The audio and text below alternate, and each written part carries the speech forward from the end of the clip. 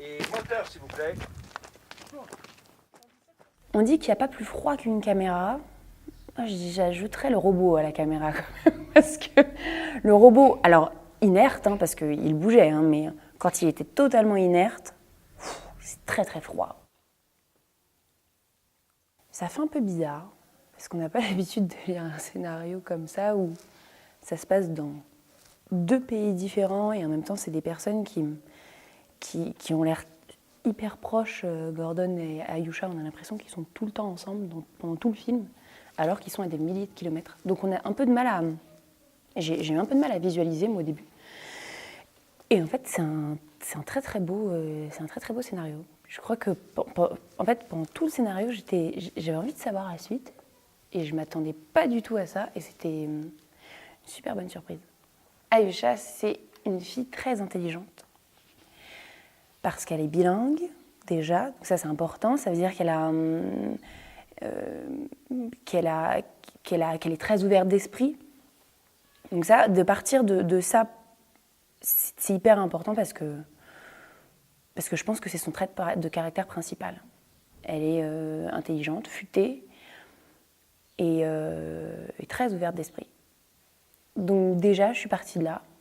Ensuite, Ayusha, elle est très très amoureuse de Kalim, et elle serait à peu près prête à tout pour lui et par amour, et pour eux en fait, pour qu'ils puissent vivre leur amour. Et ça aussi, c'est un trait de caractère entre guillemets, parce qu'on ne joue pas de la même manière quelqu'un qui est fou amoureux que quelqu'un qui ne l'est pas. Je pense qu'il y a quelque chose dans l'œil de différent. Et puis Ayusha, c'est quelqu'un qui a énormément de caractère. Je ne sais pas si c'est une rebelle, mais en tout cas,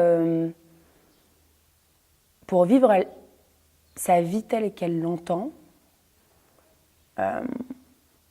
elle s'en fiche de sortir des sentiers battus, et c'est une rebelle, ouais.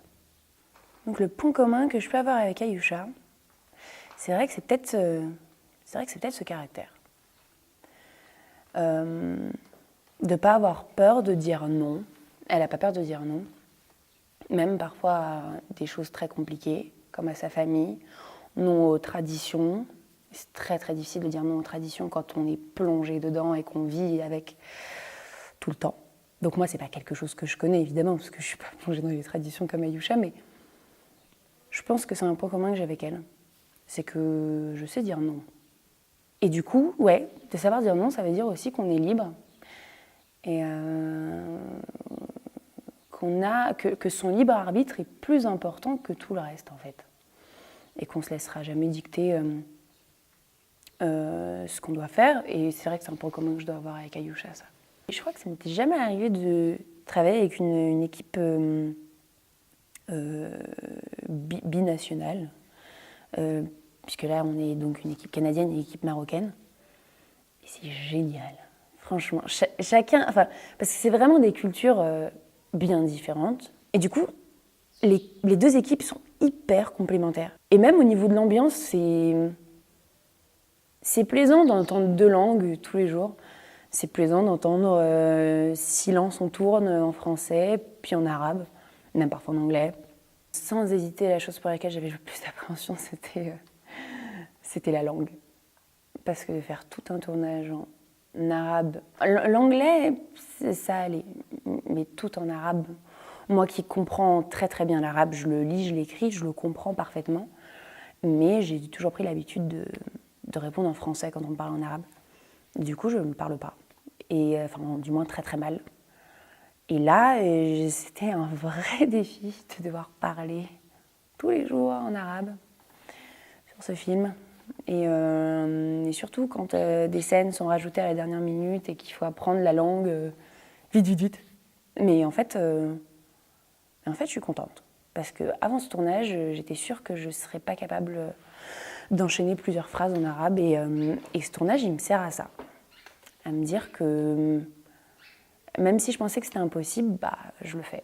Et je suis contente. On dit qu'il n'y a pas plus froid qu'une caméra. Moi, j'ajouterais le robot à la caméra quand même. Parce que le robot, alors inerte, hein, parce qu'il bougeait, hein, mais quand il était totalement inerte, c'est très très froid. Et de jouer avec quelque chose de très très froid, c'est très très compliqué. Parce qu'en plus, quand on joue, moi en tout cas, ce qu'on m'a toujours appris, c'est d'être plus dans la réaction que dans l'action. Et du coup, quand on joue, c'est parce qu'on réagit à ce que l'autre nous dit, on est dans l'écoute. Et là, difficile de réagir, même si le robot est animé et bougé, c'est difficile de réagir à un robot.